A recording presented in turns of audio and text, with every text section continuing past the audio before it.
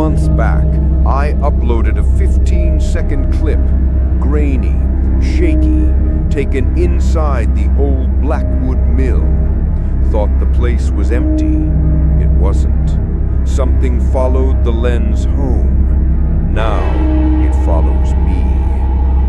This is the whole story, the one I've been too scared to tell. If you're ready, let's step inside. I'd heard whispers about Blackwood Mill the usual way. Late-night Reddit threads, barstool warnings, the kind of stories kids dare each other to forget. The mill shut down in '98 after a boiler blew and killed 2 workers. Company vanished overnight. Locals say the building's been squatting on the riverbank ever since, too toxic to tear down, too mean to collapse. Teenagers sneak in, swear they hear footsteps in the dark, and never go back. Urban explorer catnip, right? I thought so. One rainy Thursday in October, I parked a mile off, hiked the service road that stank of wet pine and rust, and told myself I'd be in and out before the storm got serious. The front gate hung on a single hinge, squealing every time the wind shoved it. My GoPro knockoff was already rolling. I rambled into the lens, habit more than bravado, time-stamping, narrating, pretending I was making a documentary instead of chasing a dare. Chain-link fence snagged my jacket, weeds whipped my shins. The river slapped concrete pilings like slow applause. First breath inside tasted like pennies left in vinegar. 3 stories of graded catwalks zigzagged overhead. Most of the tubes had burst, but a few fluorescents fluttered like dying fireflies. I panned up, muttered something about untouched graffiti. Overhead bulbs snapped off, no fade, just gone. I toggled my phone's flashlight. Beam jittered across broken pulleys and conveyor belts, drooping like sleeping pythons. Old wiring and a storm, I told myself. Even managed a nervous laugh. Then the smell hit. Hot copper, plus spoiled milk. My stomach flipped. One footstep landed on the catwalk above. Not a creak, an actual step. Weight on metal. Heartbeat, drum solo loud. I shined the light up, empty, except for steady rain dripping through holes in the roof. Should've left. If you've seen the clip, you can hear the moment my voice cracks. Okay, that's enough for today. Instead, I walked deeper. Denial's handy that way. It'll hand you any excuse. Just keep the legs moving. Past a safety poster, half rotted. Safe _E_E_S_ACC.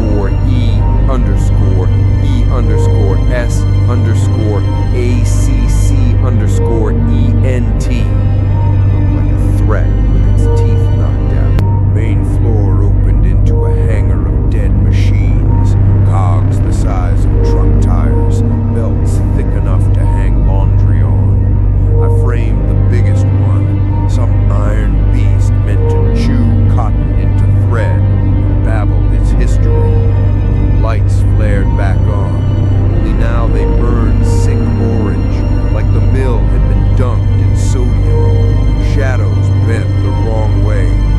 Cracked safety mirror on a nearby column showed my reflection. Taller, thinner, wrong. I raised my left hand. Reflection didn't. Camera slipped, cracked on concrete. Lens spiderwebbed in a perfect spiral, but the feed kept rolling and caught something behind me. I didn't see it live. Eyes said empty. On the screen, though, a shape stitched from impossible angles, arms too long, head cocked like a praying mantis. No face, just a shallow bowl where a face should fit. I spun. Nothing. On the screen, it stepped closer. I backed into a support beam. Metal ice cold despite the damp. Catwalk overhead groaned again. Steady now, tracking me. Then I ran. Not a retreat, just raw panic. Sneakers skated on decades of oil dust. Hallways branched, every door identical. Some ended at boarded windows, others dropped into black water that reflected that ugly orange. Second set of footsteps behind me, heavier, slower. Each time I turned, they paused, cat and mouse, except I wasn't sure which was which. Cornered a rolling cart, rusted hard hat perched on top, white paint across the brim, T. Blackwood. Foreman died in the blast, hat dented inward like something huge had pressed fingers through the ground. I grabbed it, idiot impulse, thinking maybe holding a piece of the mill's history would keep me anchored to reality. Spoiler, it didn't. Found the stairwell, burst outside. Gate gone, fence unbroken except for a new square hole, edges crisp as laser-cut paper. Dove through, skinned my knee raw. Behind me, the mill's windows flared brighter, like the whole place had caught fire from the inside out. Ran the mile to my car, keys jangling like bones. Drove home without headlights half the way, flinching at every set of high beams. Back in my apartment, 3 a.m., camera on the kitchen table. Screen still cracked, but it powered on. Thumbnail, pure black. I almost deleted the file. Instead, I trimmed the cleanest 15 seconds, titled it Blackwood Mill, 7:17 p.m., posted it, and face-planted into bed. Woke to 3,000 comments. Timestamps everywhere. Frame by frame sleuths swore they saw a shadow slide left at 003, an arm reach from the bottom at 008, at 0012, a whisper, "I want to go home." I don't remember saying it. Audio waveform showed a second voice underneath mine, too low to hear, repeating the phrase like a broken record. Subscribers jumped 20,000 overnight. I felt sick with greed. Left it up. 2 days later, my apartment reeked of the mill. Tore the place apart. No rotting food, no dead mouse. Windows open, candles lit, vinegar boiled, stench stuck around. Third night, power died at exactly 2:14 a.m. Breaker box fine. Turned to head back to bed, hard hat on the kitchen counter. I chucked it in a river of bleach, tied the bag, dragged it to the curb. Now it sat dent side up, tacky red smear across the brim, warm. Counter underneath, indented like the hat had pressed down for hours. I tossed it in the trash again. Next morning, it was on my pillow, mouth open, waiting. Sleep became optional. Webcam flicked on by itself, 10-second clips of my living room while I showered. Hard hat on the coffee table. Next clip, gone. Taped over the lens, microphone still caught breathing at night. Slow, wet, not mine. Tried crashing at friends' places, hotels. Smell followed. Booked a red-eye to Denver, left my phone behind. Paid cash, wore a hoodie low. Gate agent handed my boarding pass back. Seat number circled in red ink. Above it, neat block letters, T. Blackwood. Didn't get on the flight. Came home instead and started recording this. I'm in a windowless room, one bulb clamped to a tripod. Every bulb burns out in minutes, so I'm down to the last in the pack. Hard hat's here too, brim tied with red cloth so I can spot it in the dark. The cloth keeps slipping off.